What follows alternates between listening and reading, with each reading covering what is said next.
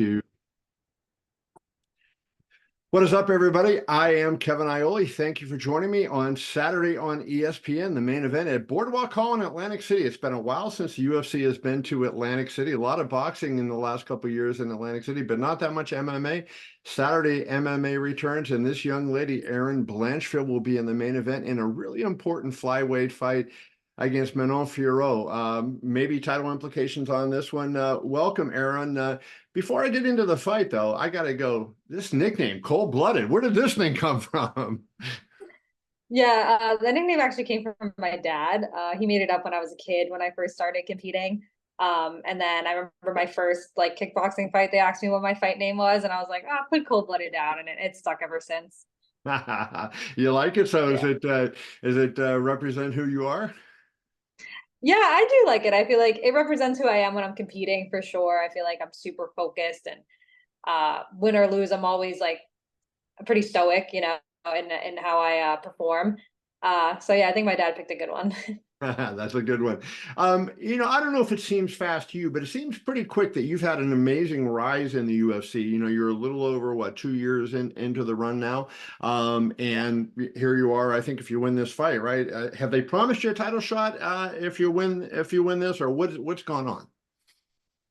No, they haven't promised me a title shot, but me and Manon, I'm number two and she's number three, and the only girls above us are fighting for a title.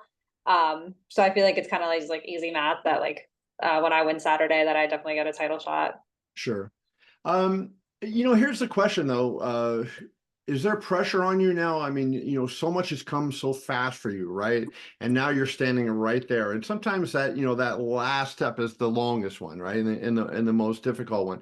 How do you look at this? And do you feel comfortable going into the fight, or do you recognize that, hey, this is the biggest fight of my life? I feel like I treat every fight like it's the biggest fight of my life, because if I didn't win my last fight or the fight before that, and this like it wouldn't lead to this. So I feel like every fight's so important. It really leads to that next step. So I feel like you really need to treat every single fight as your most important fight. So I've been doing that my entire career. So this one feels the same. I want to, ask you about the Molly McCann fight, because to me that was a big situation too, and you really can't, maybe that was when you really were cold-blooded in that fight, because you went in there and in New York City on a big show and everything, and a woman that probably had more hype behind her than you did, at that time, just boom, and you looked great in that fight. What would you say going into that fight? I mean, did you feel similar? At that point, Madison Square Garden, known as the world's most famous arena, as you do going into this significant fight with Manon? Yes, I definitely do. MSG is somewhere I always wanted to fight, and I was really happy I was able to get that experience there, even with the crowd and everything against me. But now, this fight's super big in its own way. I get to headline at Atlantic City, like in my home state, probably for a number one contender spot. So yeah, they're both huge fights, and I'm gonna treat them the same.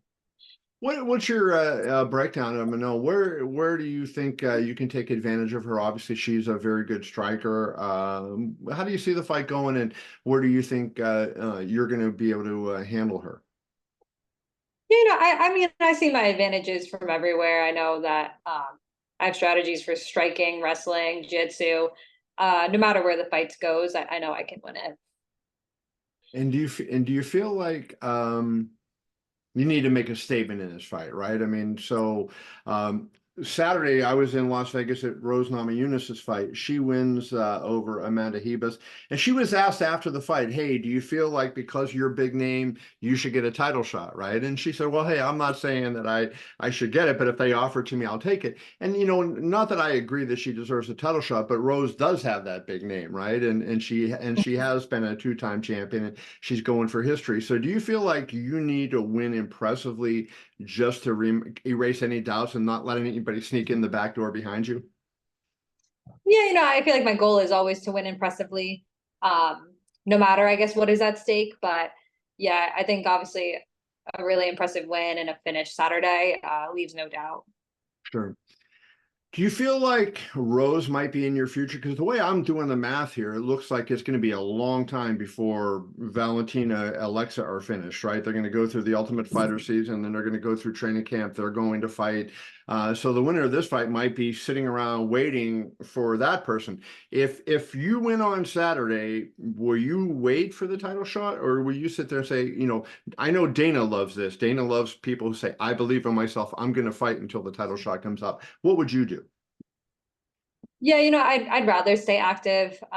You never know what's gonna happen. Obviously, I'd love a title shot next if that was possible, but you never know what's gonna happen. And I'd rather stay active, keep improving, keep fighting. So yeah, I mean, if I had to fight again, I would fight Rose. I'd fight whoever. I think there's a couple options that could happen. So yeah, I'd definitely fight. There's a little animosity, at least I sense, you know, from any time I've seen you talking with you and Macy Barber. You know, she looked pretty good in a win over Caitlin Sermonara at UFC 299.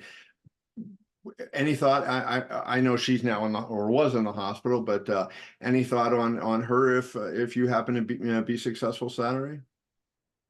Yeah, I mean, I'd be down to fight her too. Obviously, Rose is like a former champ and she has a big name, so that'd be an awesome fight. But yeah, it'd be nice to fight Macy too and be able to beat her up.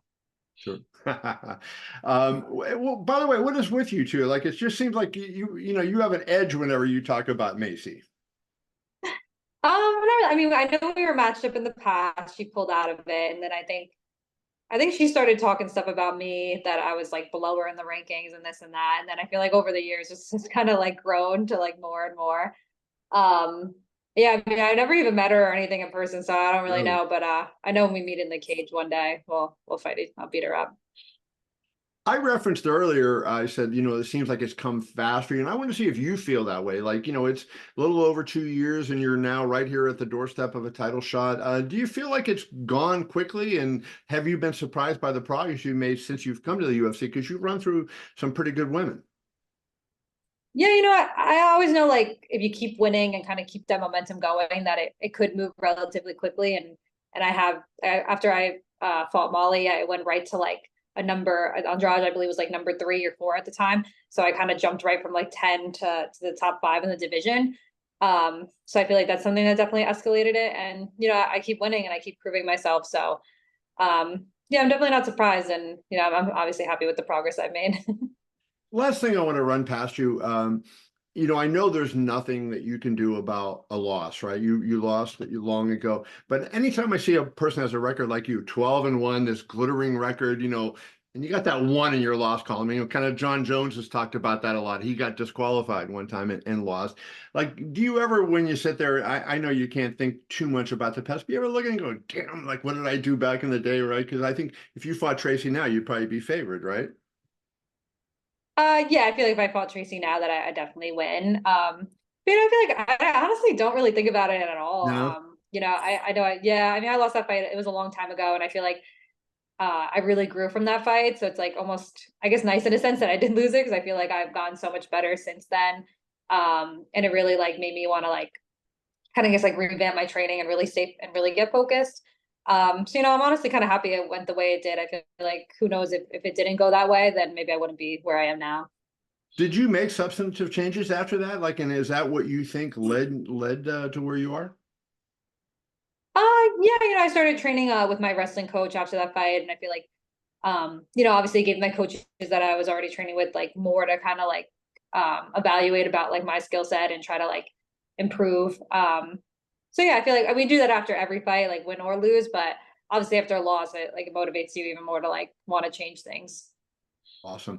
Well, we wish you good luck Saturday against Manon Fiorot and whatever comes down the line in the future. Erin Blanchfield, you can catch her on ESPN in Atlantic City. Appreciate you joining me, Erin. Thank you very much. Yeah, of course. Thank you. Thanks.